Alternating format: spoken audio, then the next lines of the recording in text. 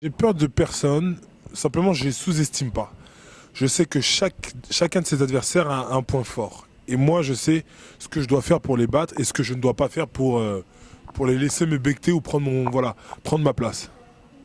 J'essaie de pas trop faire en fonction d'eux. Surtout, je me prépare, je travaille technique ou on travaille mes points faibles comme mes points forts. Et surtout, on apprend à travailler sur gaucher, droitier, sur des adversaires qui ne veulent pas attaquer, qui veulent truquer le match. Voilà, on travaille toutes les situations.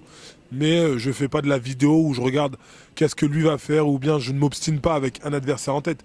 Je vais faire mon judo et je vais être acteur au jeu et pas spectateur et surtout laisser la médaille passer. Dans la tête, j'ai grandi, j'ai beaucoup appris de mes erreurs, ça m'a permis de prendre de l'expérience.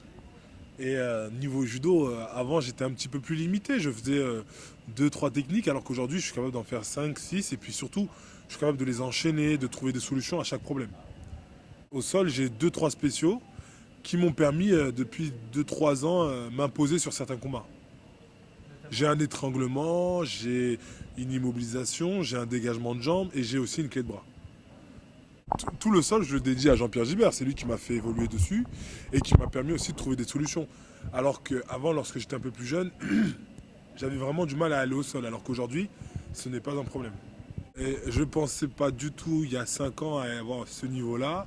Et je ne pensais pas du tout, lorsque j'étais plus jeune, à être un champion à être champion du monde ou à être même champion d'Europe. Non, je me suis laissé bercer. J'ai écouté les entraîneurs qui me disaient, voilà, fais ci, fais ça, et qui me disaient de travailler, d'avancer quoi. J'ai avancé, j'ai écouté, voilà, on m'appelle un peu l'éponge parfois parce que j'ai pris ce qui me plaisait et ce qui me plaisait pas, je l'ai rejeté. Mais dans mes rêves, bien sûr, il y a une technique que j'aimerais placer, j'aimerais bien mettre un seuil, mais pour un lourd comme moi qui fait 2 mètres, c'est dur, mais pas impossible. Les jeux, ça représente, pour moi, c'est une image, c'est une montagne, et tout en haut, tu as une médaille d'or, et tu as des chemins escarpés très difficiles à gravir, et voilà, c'est tous les 4 ans. Et pour y arriver, le chemin est difficile, mais pas impossible. Il faut se donner les moyens. Et lorsque tu penses toucher le bout, c'est pas encore fait. Il faut vraiment tout donner, tout préparer. Et puis les jeux, ça reste quelque chose de magique. C'est le paradis pour nous, les sportifs, et tout est braqué sur nous. C'est l'événement du sport, pour moi.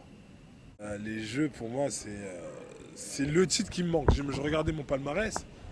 Alors d'aujourd'hui, il me manque simplement champion d'Europe par équipe et les jeux. Sinon, j'aurais tout gagné en équipe et tout gagné en individuel. Donc ouais, c'est un rêve que j'ai envie de remporter, c'est un défi que je me lance. Et si j'y arrive, ben voilà, quoi, je serai content. Je vois les Jeux de 2012, après je vois pas. C'est d'abord, on essaye de franchir ce mur, de décrocher cette médaille, et ensuite on se posera la question. Pour l'instant, la seule question que je me suis dit après les Jeux, c'est où je vais partir en vacances. Mais sinon, j'y pense pas. Le fait d'être approché par des partenaires, moi, je suis très content parce que voilà, ça montre que ils ont envie de faire un bout de chemin avec moi, qu'ils croient en moi.